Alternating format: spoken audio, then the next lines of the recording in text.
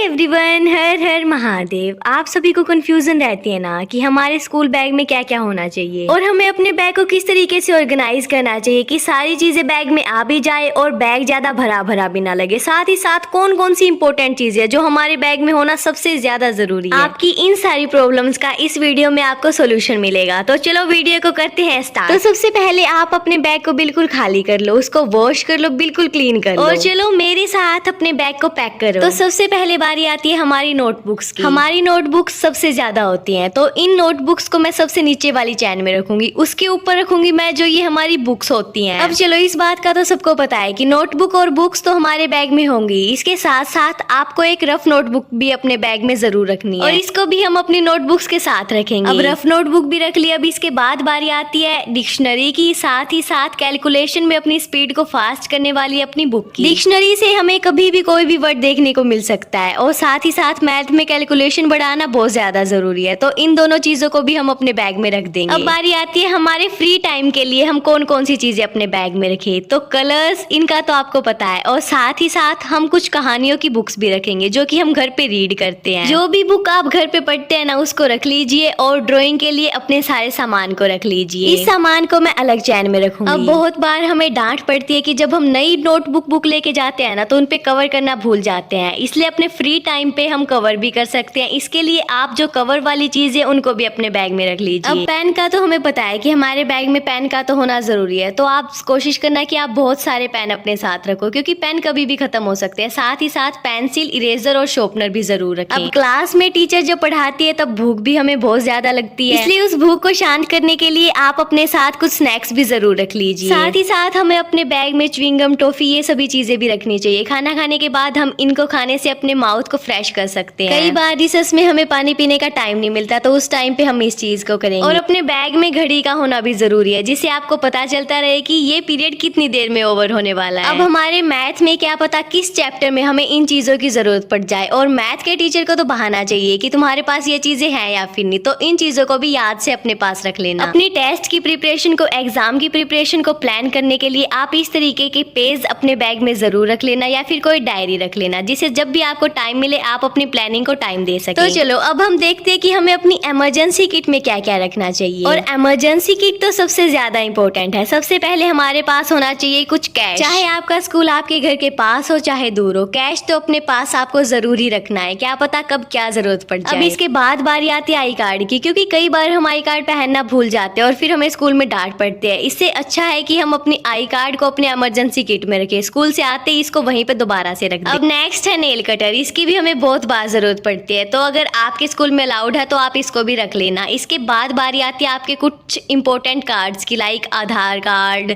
जो metro card होता है, बस पास होता है, बहुत सारे जो भी कार्ड आपको जरूरत पड़ती है ना जिनकी, वो जरूर रख लेना। उसके बाद यहाँ पे रखेंगे हम कुछ मेडिसिन। बीमार तो देखो सभी होते ही रहते हैं, तो अपने पास मेडिसिन रखना तो भूलना ही मत। इसके बाद बारी आती है कुछ क्रंचीज की, कुछ रबर्स की रखने की। इनको भी आपको अपनी इमरजेंसी किट में जरूर रखना है। वही बात अगर आपके स्कूल में अलाउड है तो। उसके बाद है फेविक्विक और ग्लू की बारी। देखो ये तो अलाउड होंगे ही और इनकी तो जरूरत भी बहुत रहती है, क्या पता कब कौन सी नोटबुक फट जाए और आपको नहीं तो आपके फ्रेंड्स को जरूरत पड़ सकती है। तो इस तरीके से आप अपनी इमरजेंसी किट को तैयार कर लेना और जो भी चीज आपको लगती है कि वो जरूरी होनी चाहिए तो उनको भी आप ऐड कर सकते हो। आपको सिर्फ यही सोचना है कि आपके स्कूल में क्या ये चीज अलाउड है और क्या इसकी जरूरत आपको पड़ती रहती है। अगर हाँ तो फिर अपने पास रख लीजिए, अगर नहीं तो अपनी जरूरत के हिसाब से अपनी इमरजेंसी किट को पैक करना। अब इन चीजों के साथ साथ हमारे पास हैंकी का होना जरूरी है, साथ ही साथ अपने स्पेक्स का होना भी जरूरी है जो कि बेसिक चीज है, बट इनको हम कभी कभी भूल जाते हैं, तो भूलना नहीं है, अपने बैग में जरूर याद से रखनी है। और देखो बारिश का तो क्या भरोसा, किस टाइम भी आ सकती है और आजकल तो मानसून का सीजन भी चल रहा है, तो अपने बैग में अम्ब्रेला या फिर इस तरीके की पन्नी आप जरूर रखना जिससे आप अपनी नोटबुक्स को, अपनी बुक्स को भीगने से बचा सके। हमेशा स्कूल में जाने से पहले वेदर को चेक करना, अगर बारिश आ सकती है तो अम्ब्रेला अपने बैग में जरूर रखना। इसके बाद बारी आती है टिफिन और बोतल्स की, इनके बिना तो हमारा बैग बिल्कुल भी पैक नहीं हो सकता है। और अगर आप में से कोई बच्चा है जो अपना टिफिन अपने साथ ना लेके जाता हो, स्कूल से आते ही खाना खाता हो, तो फिर देखो इस हैबिट को चेंज कर लो। टिफिन साथ में ले जाना बहुत ज्यादा जरूरी है, इतनी देर में आपको भूख जरूर लगेगी। तो इन सारी चीजों को डालने के बाद आपका बैग बिल्कुल रेडी है, आप आराम से स्कूल में इसको लेके जाइए और इंजॉय करिए। चलो स्कूल का काम तो निपट गया, हमें पता चल गया कि हमारे स्कूल बैग में क्या क्या होना चाहिए। अब बारी आती है आपके स्टडी रूम में क्या क्या होना चाहिए, आपका स्टडी रूम कैसा होना चाहिए। तो देखो सबसे पहली चीज,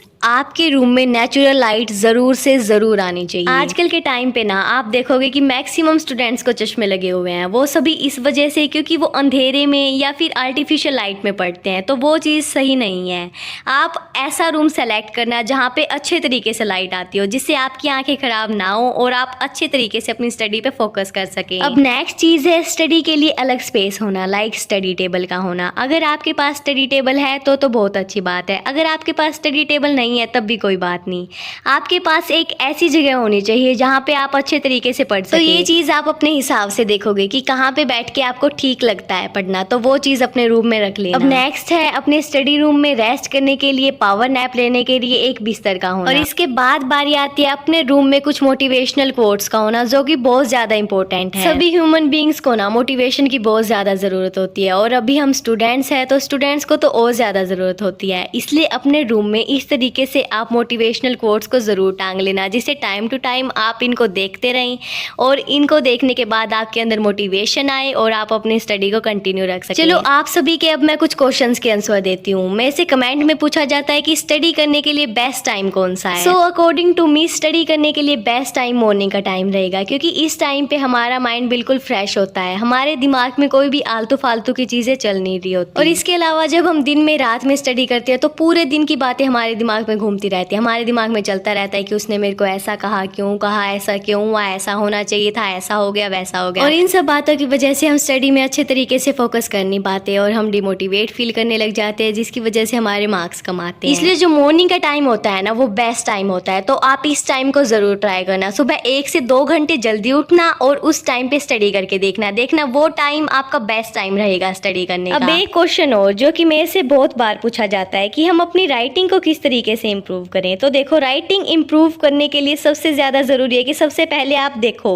कि आप कौन से अल्फ़ाबेट को, कौन से अक्षर को ठीक नहीं बनाते हो, और उसके बाद प्रैक्टिस करो उसके ठीक बनाने की। बार बार प्रैक्टिस करो, बार बार लिखो।